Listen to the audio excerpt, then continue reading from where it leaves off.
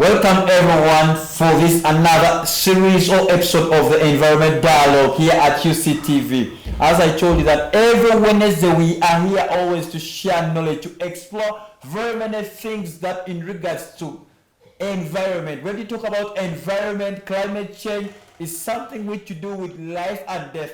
That's the reason why there is no any professional that someone should say, oh, I'm an environmentalist, I studied environment, I studied economics, I studied accounting and finance, only that I need to strategize in my position. No. When you're talking about environment, it doesn't respect any professional. It's an inclusivity. That's why the UN Sustainable Development Goals said, leave no one behind. It means that everyone is included in this agenda. And whenever the government is reaching out to people, that's why the government always try to streamline information from up to the grassroots. And today we are here to discuss the sustainable energy solution for the rural areas. We know that Uganda, with over 45 million people that we have within the country right now, we know that it's only 28% of people in rural areas who are still lagging behind in terms of renewable energy. And you know that when we talk of renewable energy, we are looking at the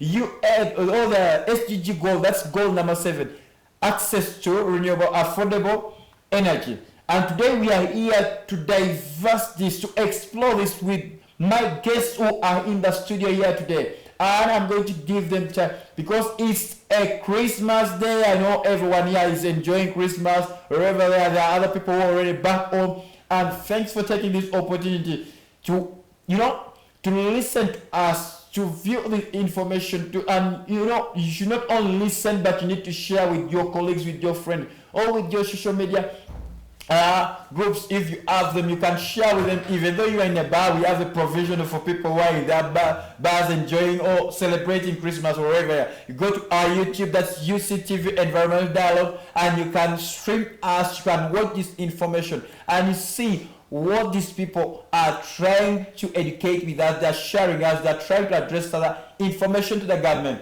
And here, without waste of time, let me start with my guest who is for the first time. Rio, he has been doing a lot of things. She's a climate activist, she's a Rotaract, she's a CEO of her own initiative. This person has really done credible things in this country. As young as she is an iron lady. Let me take this opportunity to invite her to greet the viewers and talk to the viewers just for some time before we dive into the conversation of today. You're most welcome.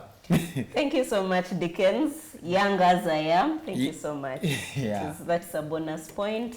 I greet you all, viewers and followers of UCTV. Merry Christmas. I hope you have enjoyed your day. I hope you are happy.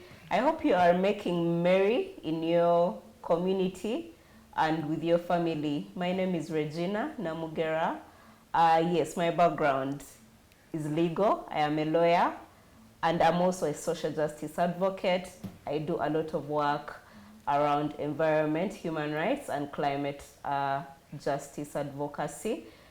I am also a Rotaractor who is soon going to turn a Rotarian, and at the moment I am the charter president designate of Rotary Club of Environment and Climate Action, now at provisional status. And I'm so glad to be here. It is always a very good opportunity to speak about things that touch us all, and that is the environment. Thank you so much, Dickens. Wow, I told you, when we have now lawyers into the conversation of environment, we know that our environment is safe. When she talks about the social justice for environment, climate justice, we have really, the young people, the Gen Zs know that we have a brighter future. She's even the president of us. So I told you, always I tell the young people that you should never put all your mindset in one box. You need to behave like spaghetti. Be all around every corner, so that at least you know how to, streamline your energy in your areas of interest, passions, or all. So that's Regina, and I know that you can't wait to hear the conversation in this chat room today. Okay, then let me go to another person who has already been here. Part of our face has already been here in the studio, and most of you who followed the conversation last week, you saw really the energy from the engineer. She's not only the Hajat who is only maybe taking the energy due to the most, but she's an engineer. As young as she is, she's trying to come up with innovations, contributing to the at least the sustainable development goals. As a young person, she's working with different groups, even at school. She's trying at least to contribute something for the development of our country. Without waste of time, let me give her also this opportunity to introduce herself. As today is Christmas, but we know that we are celebrating this. Yeah. All right, you're welcome. Thank you so much, Dickens. Good evening, viewers. I hope that you're enjoying the day, the Christmas day. My name is Queen Latifah Hatim, and I'm a passionate innovator, and as well as a civil engineering student at Makerere University. I'm very passionate about the environment and SDG 7. Wow. Yes, clean energy.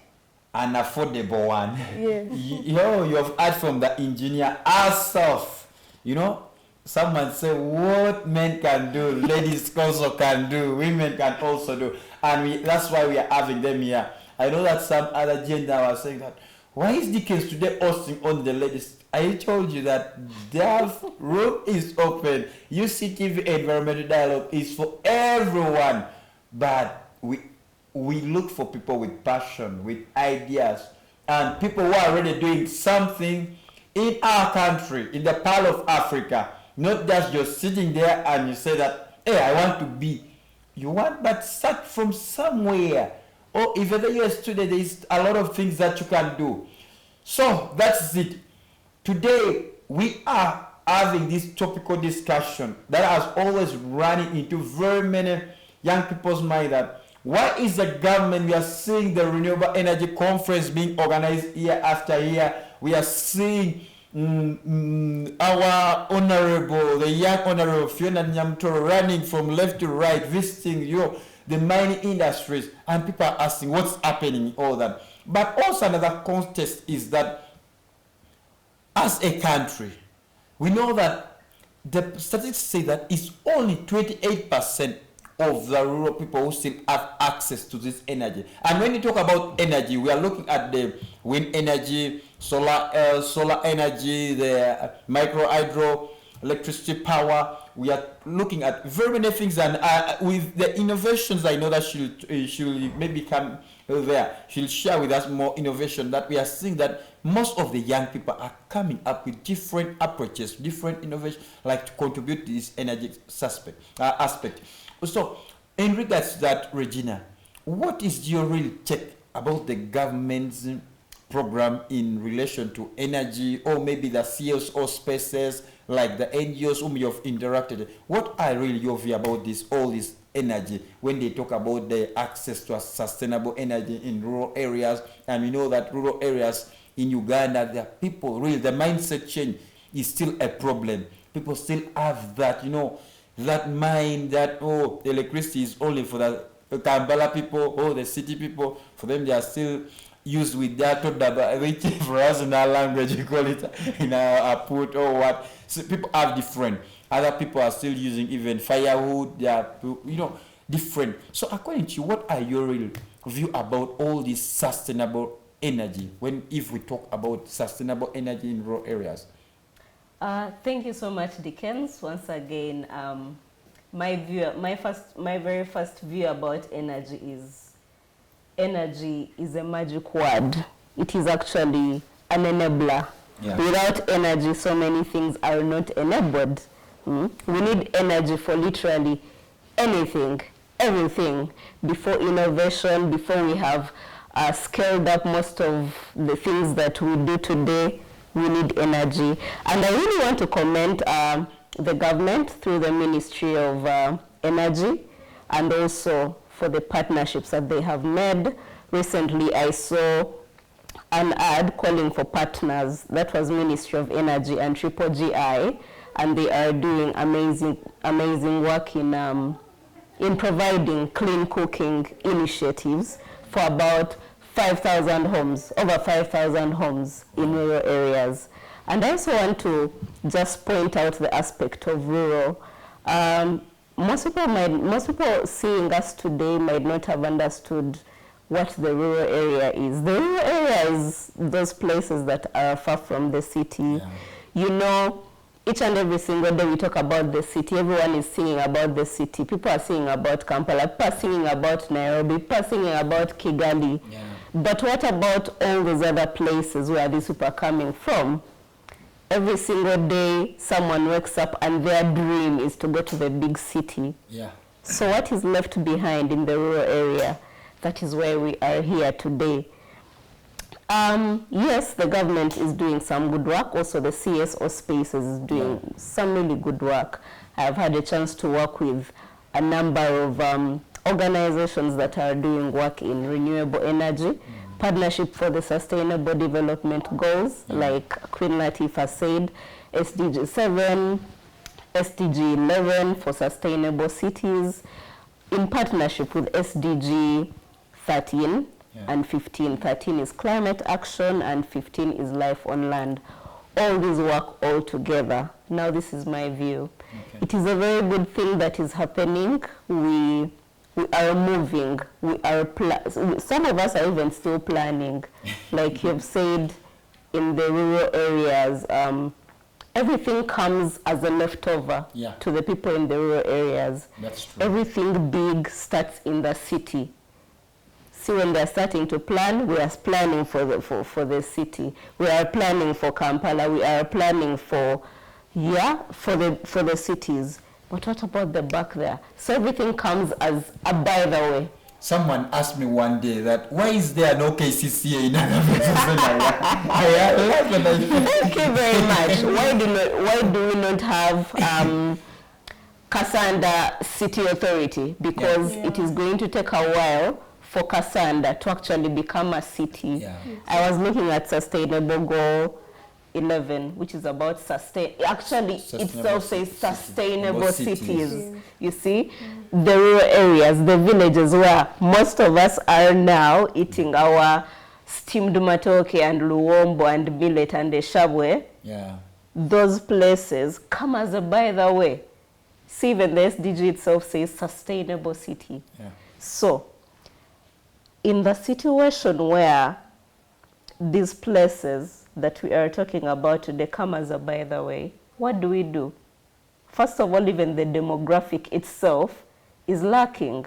You're going to go to a village and you are going to find that it is imbalanced. You are going to find extremely young children because probably their parents have had them in the city and brought them back to the village because they do not want to be encumbered. Then you're also going to find the really old people. So the youth have literally all migrated to the city. So that has left the extremely old, then the extremely young, and they are there. And they are waiting. And in that situation, they are still stuck on their cultural, should I call it cultural? The traditional ways, the traditional ways of energy. Yeah. They are heavily relying on biomass fuel still, even when we are bringing clean cooking solutions. If you bring someone a stove and you say, now this stove, we can alternatively use briquettes, which you can make from organic waste. Go to your garden, get those matoke peelings, sweet potato peelings, and you can make briquettes out of them. They are not willing to buy it because for them, it has always been wood fuel. It has always been the remains from maybe maize and beans that we are going to use to cook. So it takes a while to also change the traditional mindset that the people in the rural villages still have, but it is also important and really good that we are taking steps towards that direction. For the other forms of energy there are, I would like to say that yes, there is still also some bit of imbalance when it comes to it being spread out. for the resources to be spread out equally.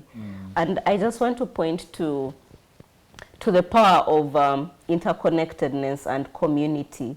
You see, for example, if we are maybe giving solar panels to a village X, and you are giving it to one home, and the other people do not have, they will not see a benefit of that. I actually have a live example about that. Back in the day, we settled somewhere in a certain village X, where, which I will not mention, and at the time there was no electricity, so the rural electrification program had not quite started at the time. So we had a solar panel. But believe me every after 6 months, someone would climb the roof and steal that solar panel. What? One, because they probably did not see its use.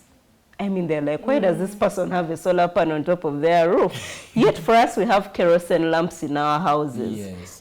Let us pluck it away and go and sell it in scrap. You get? Yeah. So people, where resources are distributed but unevenly, especially in the rural areas, people might not understand. But if you tag a community to a resource and say, you know what, village, which is your village, Dickens? For me, I come from Abim. Abim, a certain village in Abim, and say, people of Abim, we have brought for you 10 solar panels here. Why don't you create an energy reservoir? Then everyone will come and be responsible and know that if that one solar panel disappears, we all suffer. If that solar panel is generating energy for all of us, then we all benefit.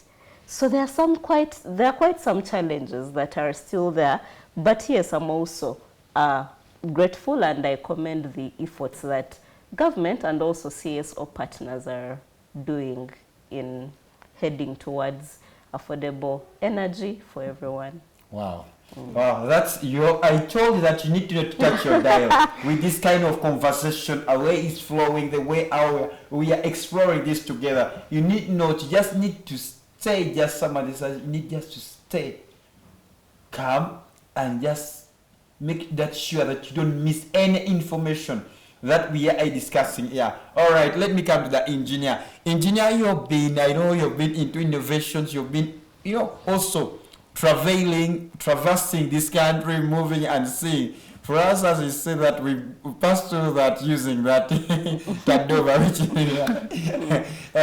I don't know if even you read with those reading your books with all that, because at least where we have passed from 90s and we have seen very many energy sources, but there are some people who just came in this era. They don't know that even those energy sources, they exist one time.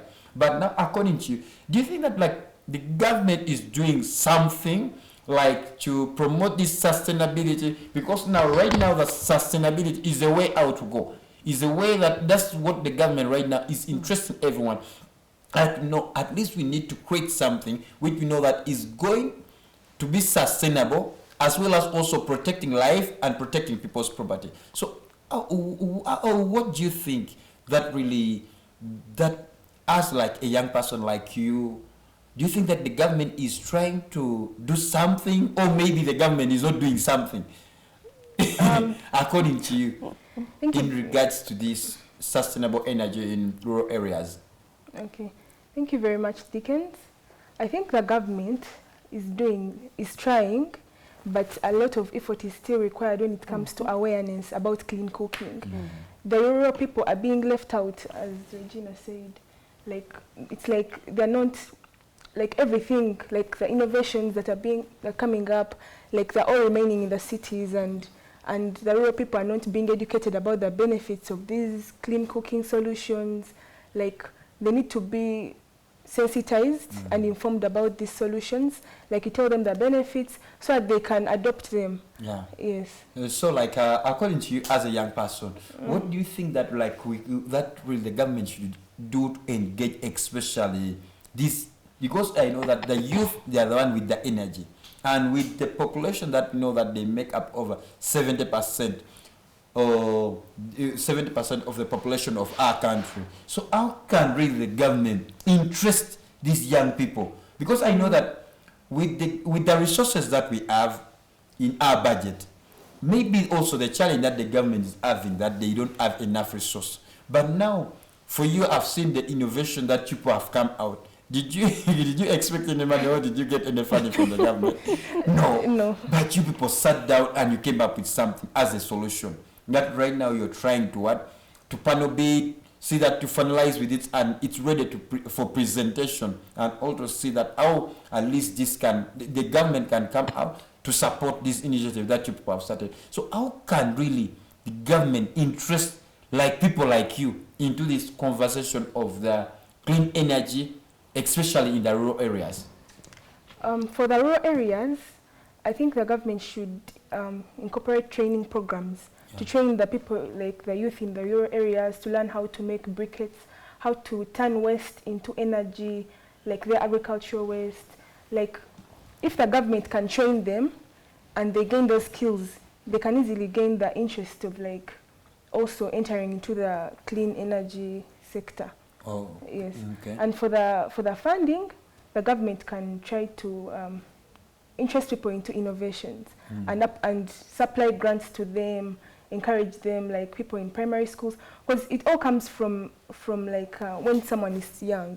Innovation doesn't start when it can start later on, but it's better for you to incorporate the love of innovation from childhood. But for us, we have that you need first to go to Makerere University. It all starts from down, because I remember when I was still young, I've always wanted to solve problems. I've always wanted to connect things, technology. I've always loved those things. So I reached campus. I was like, okay, let me just use the opportunities there and improve my innovation skills. But it starts from down. So interest someone from when they're still young, not because it's very hard to change their mindset when they're grown up. Yeah. Exactly. Wow. Dickens, please may I just chip in a bit? Yes, I totally agree with you.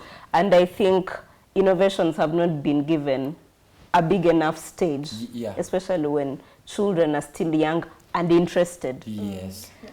Keyword interested. See, when you are in P1, when we were in P1, when I was in P1, I wanted to be a pediatrician.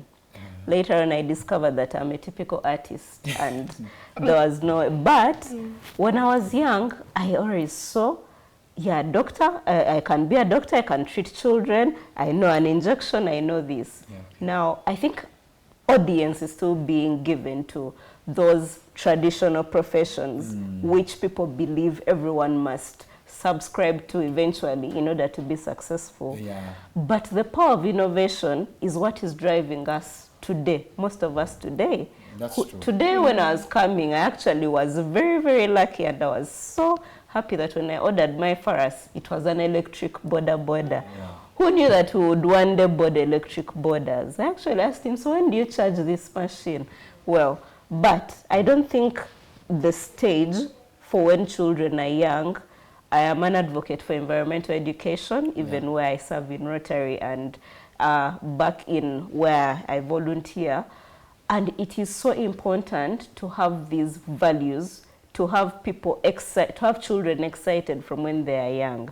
Don't wait for them to turn 18 and they are in S6 and they have seen bulbs all their lives, to then finally tell them that, hey, by the way, do you know, in order to light the bulb, this is what and what you do. Yeah. That is something that should have been done yesterday, so that by the time the person is in S6 and they are 18, their mind has expanded to explore, to innovate even bigger things. Yeah. So I think that part, the capacity building and giving an avenue and a stage to innovations should start as early as toddler age. Yeah. But so I totally agree. For us, we are enjoying the Chinese children's toys, the cartoons, and ours, they just look at it and, yes, and the funny part of it that they watch, but they cannot come up with something also which is resemble or maybe because when I read about it's entertainment. the concept of the Chinese who went like the first, when they invented the first aeroplane, that the Chinese government had to send someone to go and look and study the aeroplane, and after studying they had to bring that concept,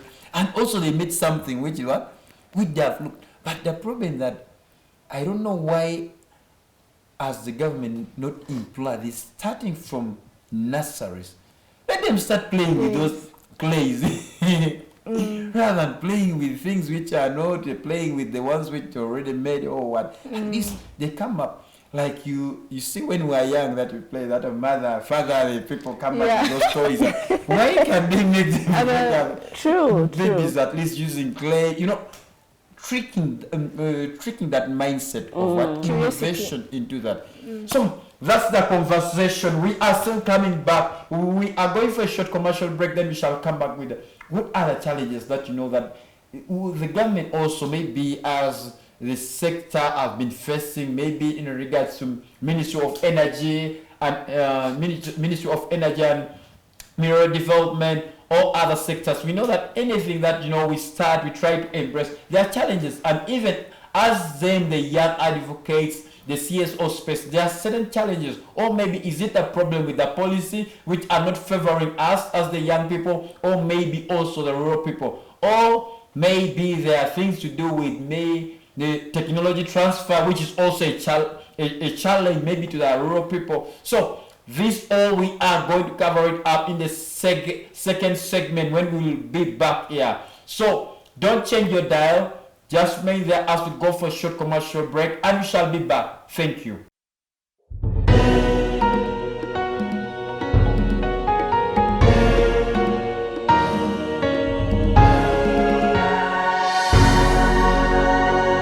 UCTV. Good news for all.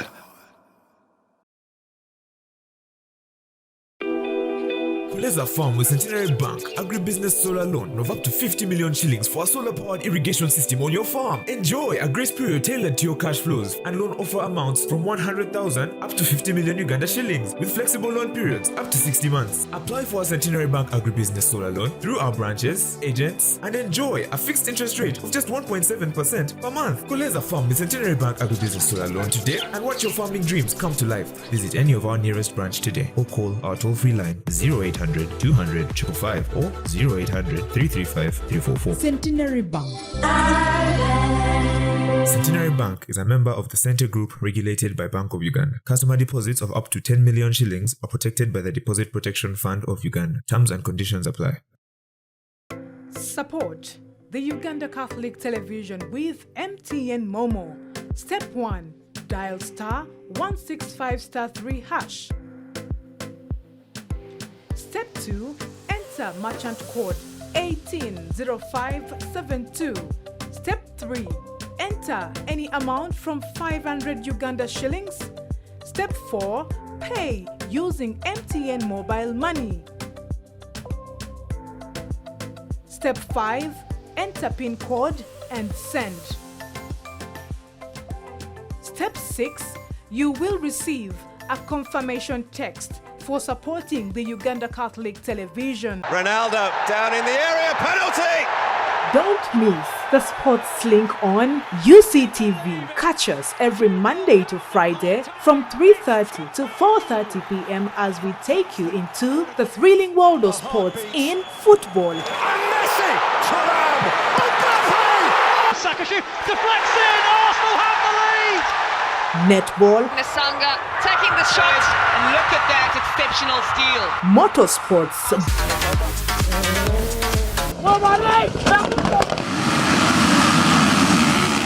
boxing, swimming and much more. UCTV Sports Link with Samgenza Mustafa. Only on UCTV. Good news for all.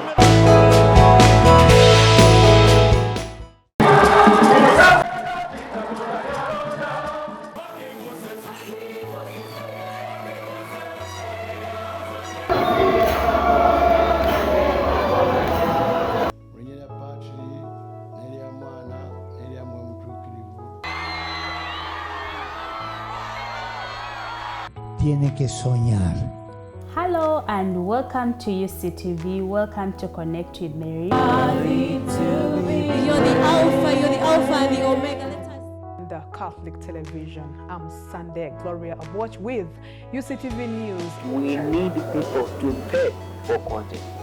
Bernardo Silva, Matheus Nunes, and Haaland! Swings it across to Christie.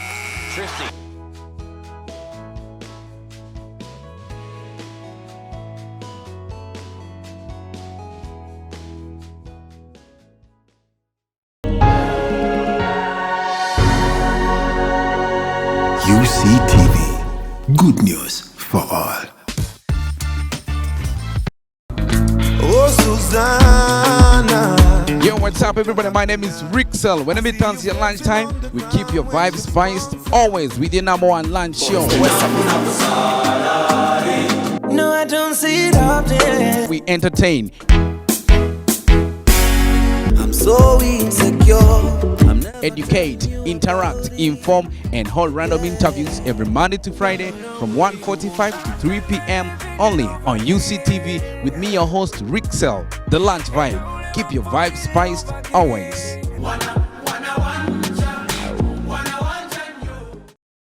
We are sister counselors. We are here to share with you about a number of topics, issues concerning human life. We have groups, can have a group of children, a group of youth, families. We also offer workshops to a variety of group of people. We go to schools, we go to parishes, to sisters' congregations. Every Monday, Saturday and Sunday. Children, how are you feeling? Are you happy? Are you being punished for nothing? The elderly, are you feeling challenged in the world? Are you rejected? Husband and wife, don't miss.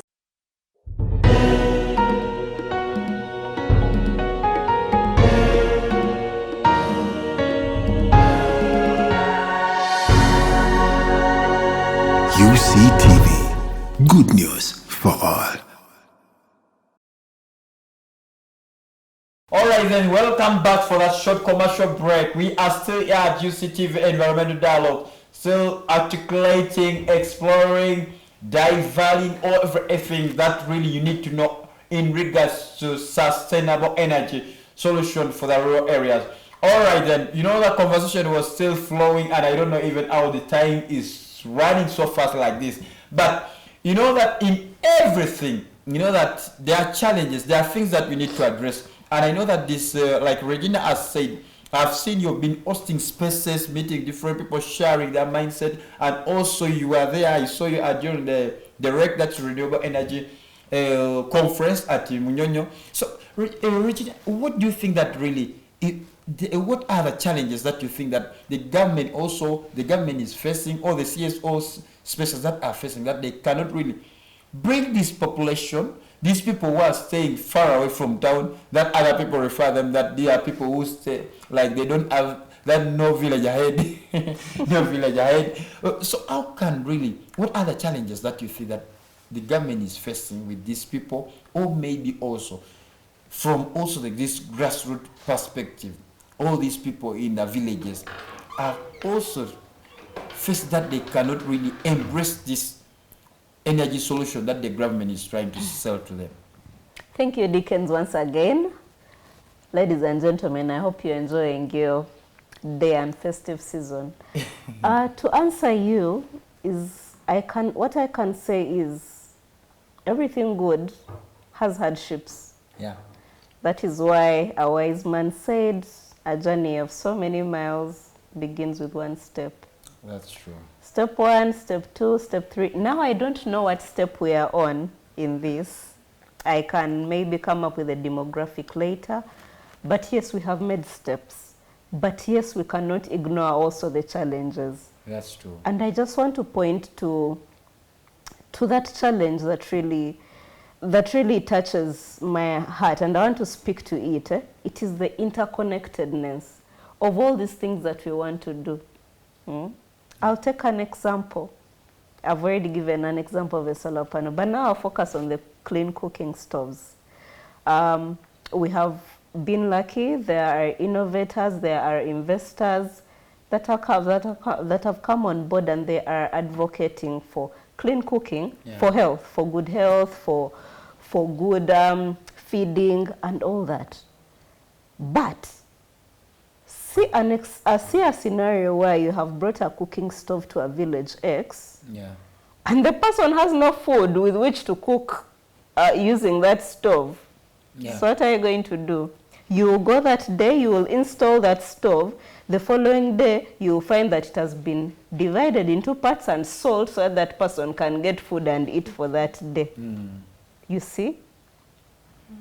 The zero hunger, is that SDG 2? Yeah, SDG 2. SDG 2 now. SDG 2, there is zero hunger, but then now people are still hungry. But now we are bringing for them an alternative to energy. They definitely do not want to eat the energy.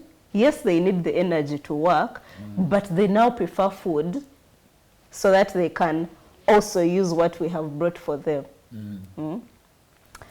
I'll also give you still in relation to interconnectedness.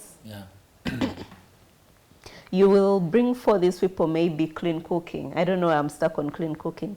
And you have set up all these stoves. What about lighting? What about for their lighting? Like I mentioned, the demographic is a bit imbalanced, and there are children in these spaces.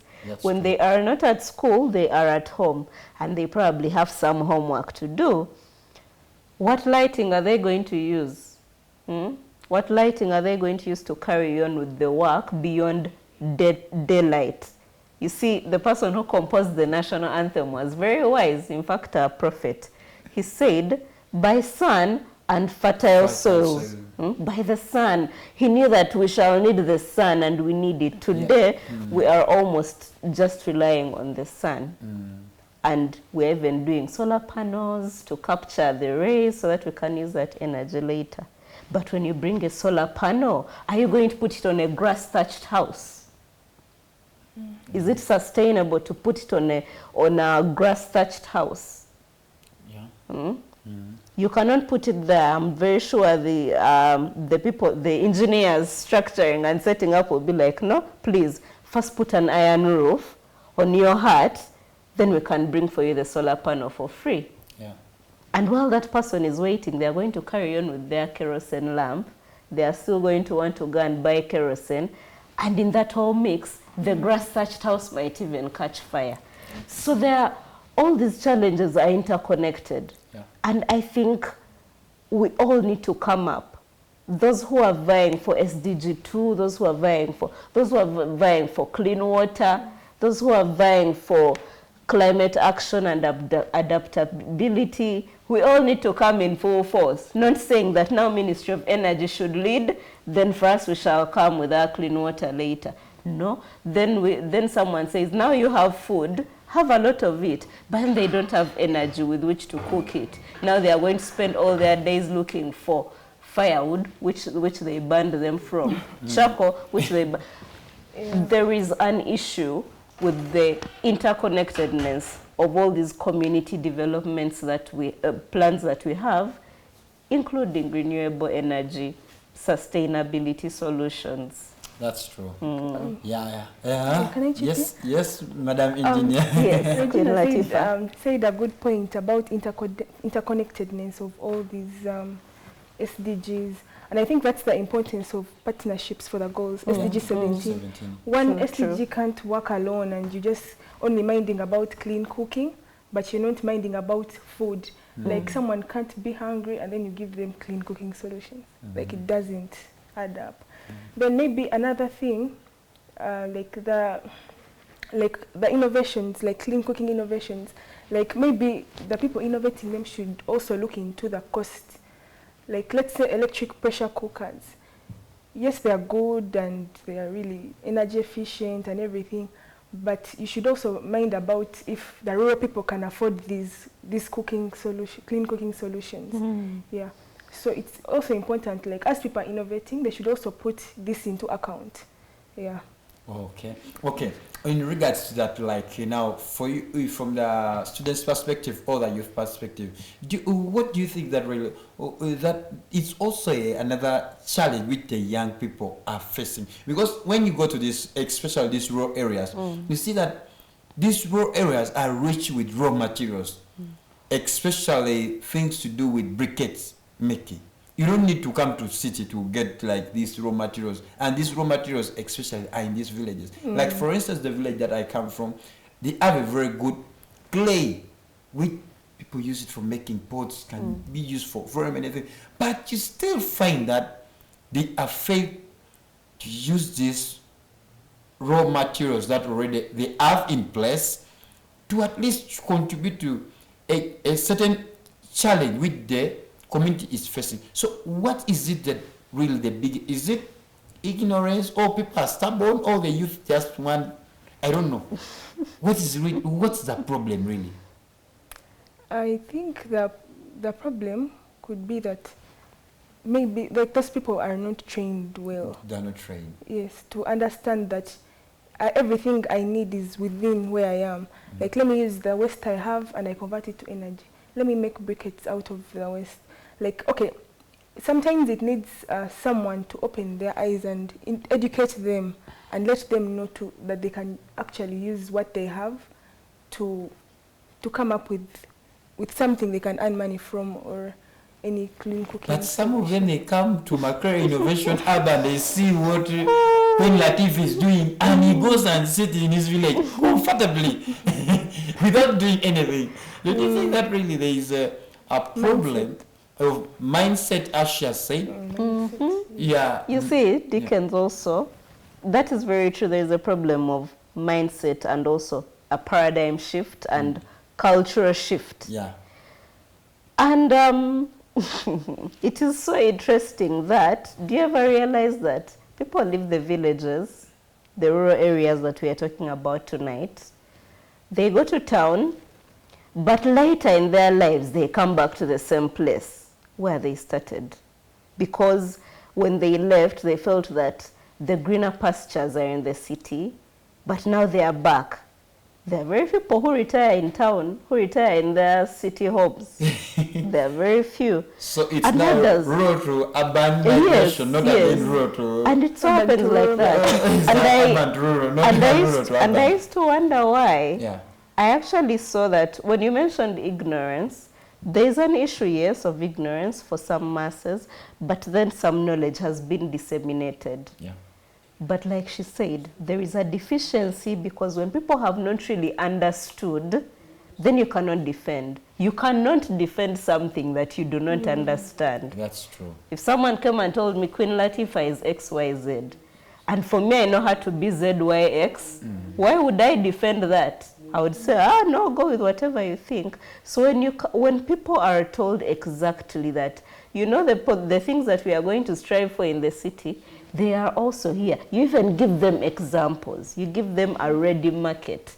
You give them all that. They will understand that, oh, well, maybe what I'm looking for in the city I can actually get here. You get? Yeah. So it is, I don't know what we need to do to change that paradigm shift. One of the things we can do is actually to start young. There's somewhere I read that get them young and bend them when they're small. But this time we can get them young and expose them to these things while they are still young, so that shift of telling, actually we can even simplify it and say, do you know that when you make your briquettes right from when you are young, you can still board an aeroplane and go abroad, because those are the things that people want. It's like an incentive. They think, if I do not go to the city, then I will not have the good life.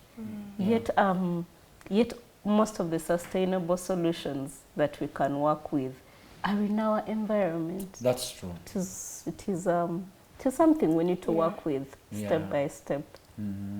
So you young person, you the Gen Z who is down there in the village, you need to hear this. You need to do something, because the spaces that we are in right now, or where the economy is going, you need not to say that you need to first go up to Makerere, Chambo, go Mbara University of Science and Technology to come up with innovations, or maybe to get back.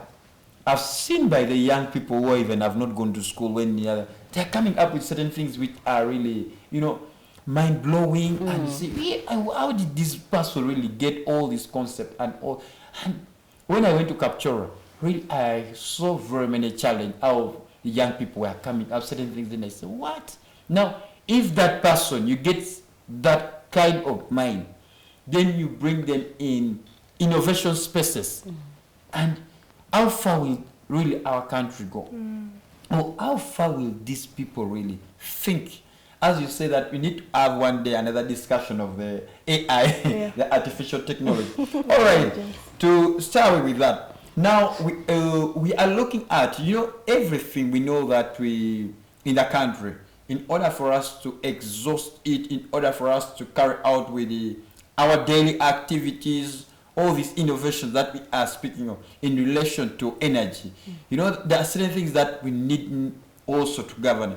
So, like for you, from your perspective as a council, who at least has been into these law practices, do you think that really that the policies that we have in place, are they enough to safeguard a rural person there in the village, or maybe the innovators who are trying to come up with certain innovations, certain solutions to the challenges that we are facing in regards to energy in our rural areas? Okay. Yeah. I might be the 1,000th person that has mentioned this. Uganda has really good laws and policies. They are there. But where is the problem? They are there. There are so many. We have even ratified laws. We have ratified this. We have enacted new laws. They are there. They are in plenty. What is the problem? People do not know these laws. I know ignorance of the law is not a defense. Is not a defense where I come from, but who will now, in a social justice perspective, who will let these people know? How will they ever learn? Yes, for example, a child, the age of criminal liability is 12 years. If a child does not know that and they do something that incriminates them, how will they have known? So the laws are there. There are quite many. You see now that the Ministry of Energy is moving to scale up clean cooking, providing all these stoves. I even saw a while back that they are trying to provide liquefied gas to some of these communities. The laws are there. Have they been broken down for an ordinary person?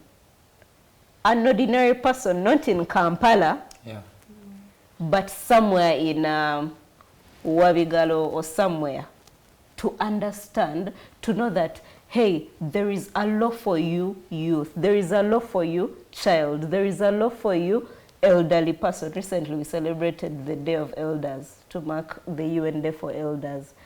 Have these people understood that there are these laws and policies that favor them or that are against them? Because that is also another issue altogether. You saw the wetland incident. Yes, I saw. And Paul told you, I came here, so and so. Did they know that they are not supposed to settle in a wetland? They probably did not know, or they probably knew that they are not supposed to, but they do not know the consequences. They also do not know the alternatives. So the laws are there, the policies are there. Every single day, these people work. The Uganda Law Reform Commission, which revises all these laws before they send them to Parliament, and the Ministry of Justice, there is that marriage. It's a love triangle. These people work every day. What do you think they are working on? They are working on all these laws and policies. But on the ground level, the people they are making these laws and policies for, do they even know? Do they understand them? Do they know how to use them? No, they do not. So we have a gap. We have a gap in implementation. We have a gap in making people understand the law, how they favor them, how they can use them to their advantage. Yeah, some youth don't even know that certain laws provide that, oh, for youth, when you have this and this, you can now apply to government through Ministry of Finance and maybe get some money.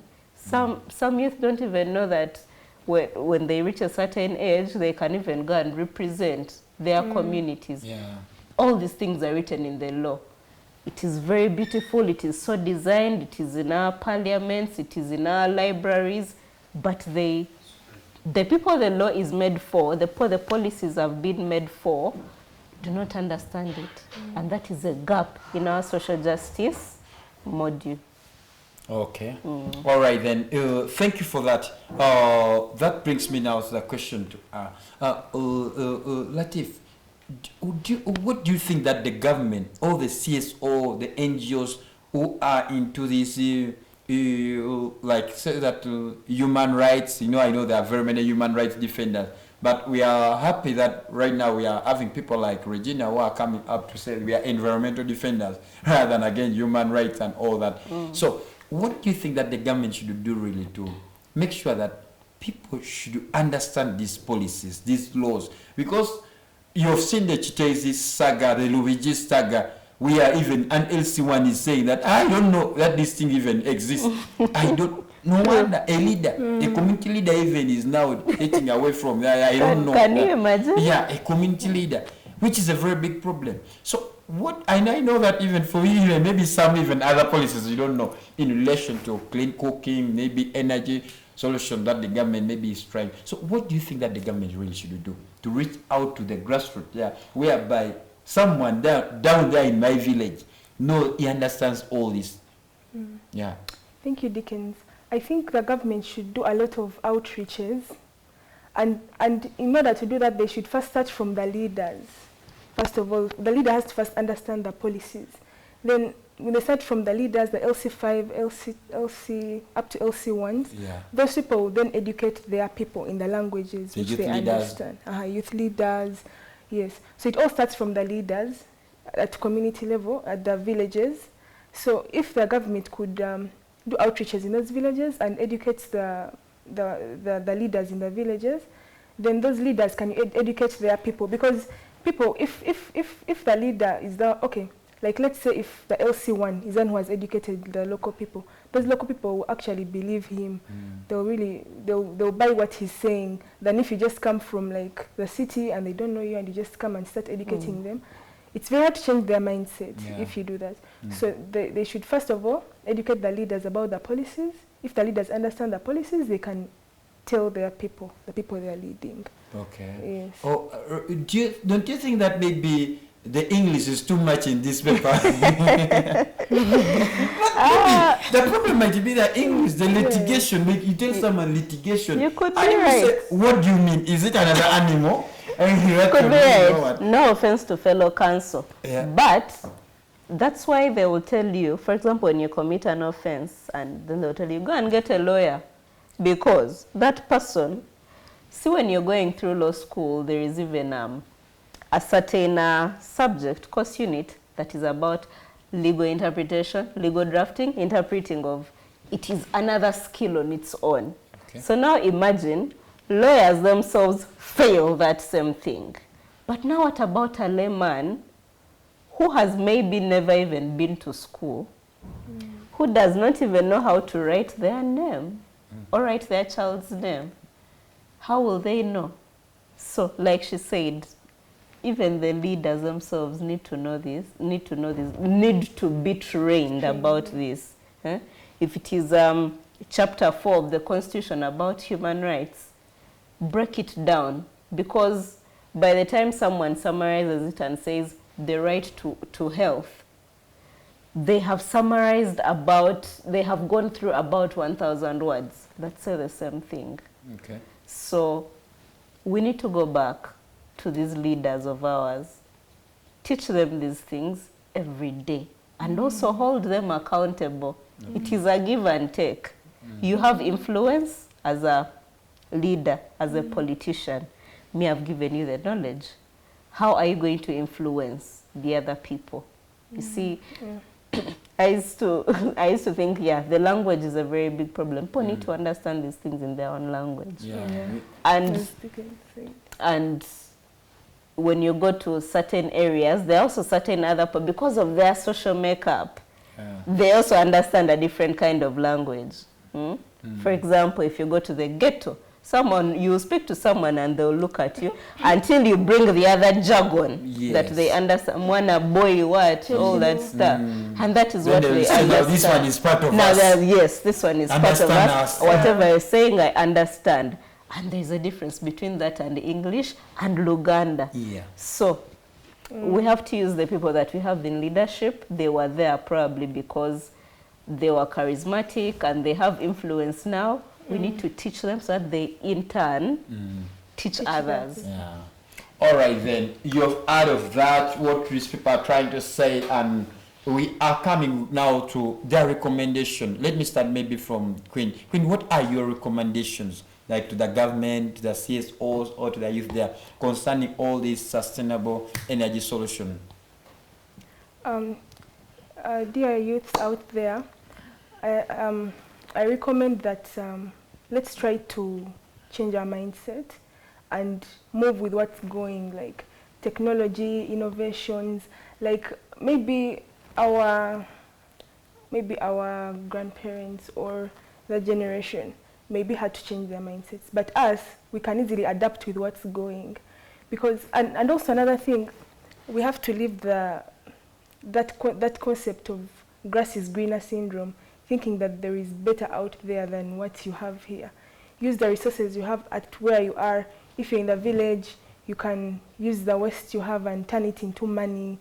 Don't think that if you go to the city that's where everything, like all the okay, yes, the city has opportunities, but even where you are, you can easily find something you can do out of there. Yes. Okay, then that's from Engineer Latif. Let me go to Council Excellence Climate Activist. Please, your recommendation to the government, to the young people out there who are viewing us, and also to the CSOs whom I know that are interested really having this conversation. Yeah. So what are your recommendations to them? My recommendation would first of all be, whatever you are doing, whatever good that you are doing to contribute to the better of this world, of Uganda, of our communities, whatever good you are doing, do not stop. It is like an army. You do not stop. Just because you have contributed 0.001%, that does not mean that there is no impact. Start where you are, do what you can do. The rest of us are also joining, so do not stop. We are all in this, I'll call it a movement. We are all in this movement, and it has to continue. I don't know which year it will be, but we have to achieve everything that we have set our hands to for sustainability, for cleaner cities, for greener cities, and eventually to reduce the effects of climate change. I thank you so much. Your shout out?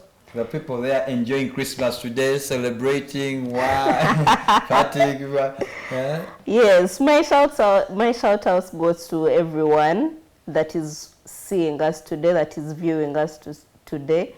By the fact that you are viewing us, you are also playing your part in building this nation.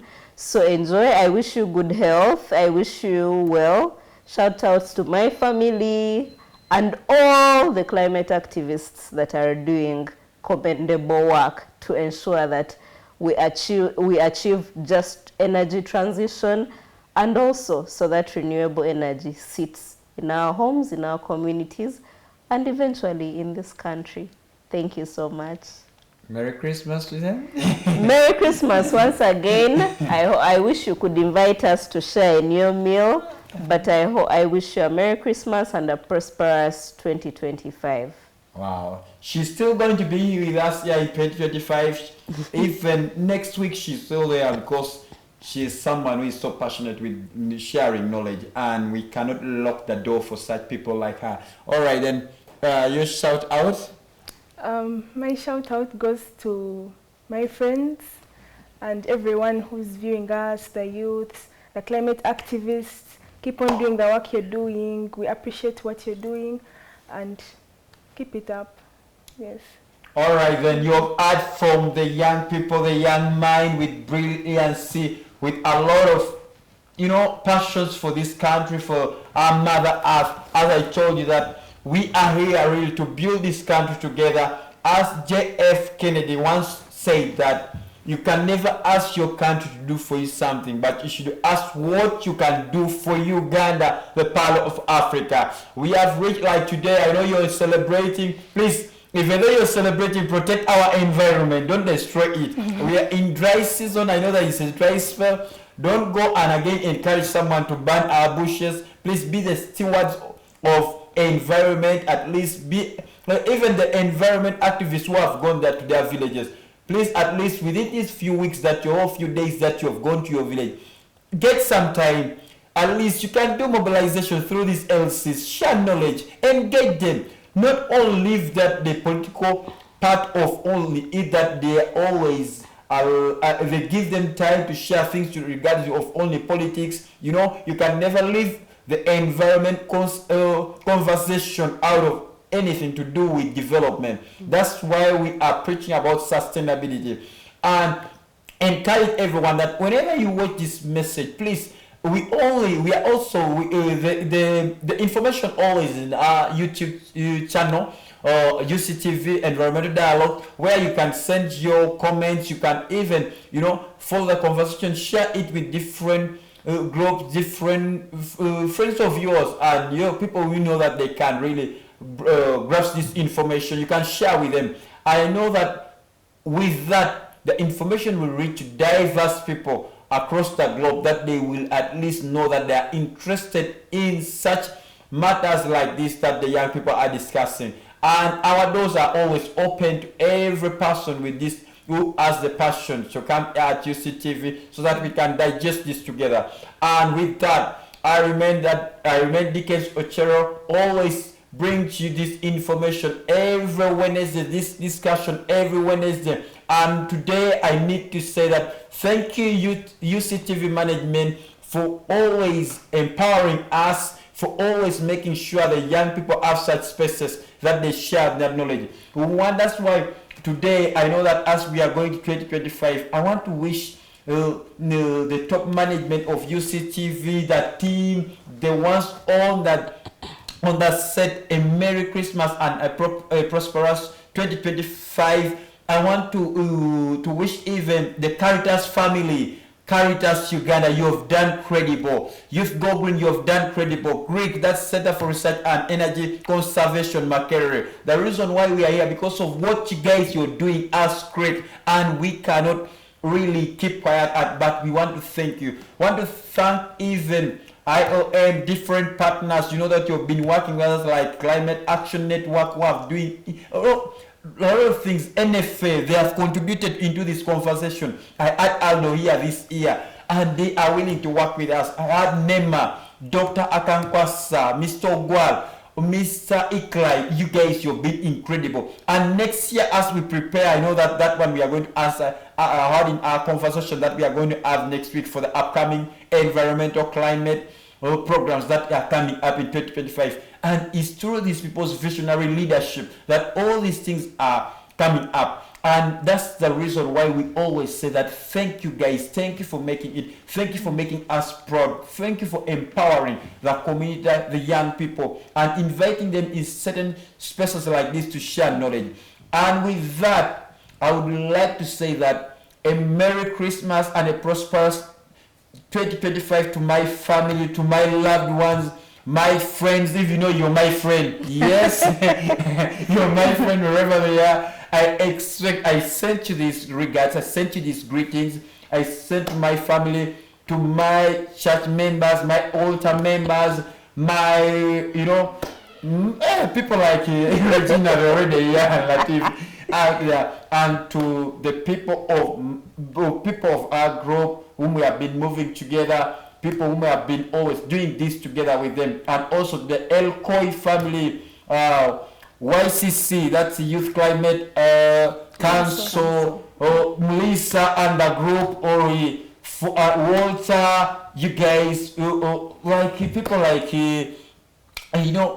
in the Ministry of Water and Energy, Ministry of Water and Environment, people like Pamela, Dr. Kalis, there are very many people really. We want to thank you guys that we shall always be glad to work with you.